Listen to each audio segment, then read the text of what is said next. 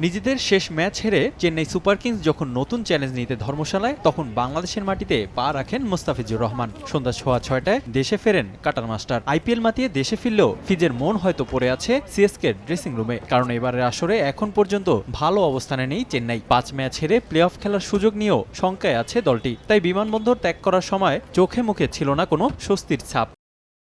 তবে আইপিএল ইতিহাসে এবারের আসরটাকে বলা যায় মুস্তাফিজের ক্যারিয়ারের সেরা অধ্যায়। যদিও আসরে নিজের শেষ বোলিং স্পেল রাঙাতে পারেনি মুস্তা। 4 ওভার বল করে পাঞ্জাবের বিপক্ষে একটি মেইডেন সহ 22 রান দিলেও পাননি কোনো উইকেটের দেখা। তবুও চেন্নাই সুপার কিংসের হয়ে 9 ইনিংসে 14 উইকেট তুলে নিয়ে সর্বোচ্চ উইকেট শিকারের তালিকায় এখনও টিকে আছে কাটার মাস্টার।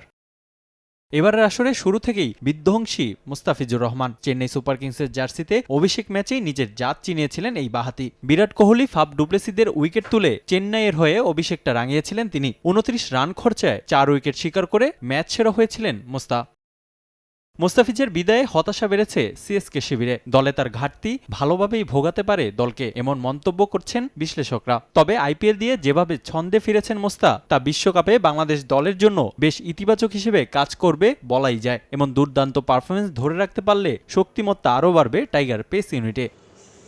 জিম্বাবুয়ের বিপক্ষে চট্টগ্রাম পর্বে দেখা যাবে না মুস্তাফিজকে, তবে ঢাকা পর্বের শেষ 2 ম্যাচে একাদশে দেখা যেতে পারে কাটার মাস্টারকে।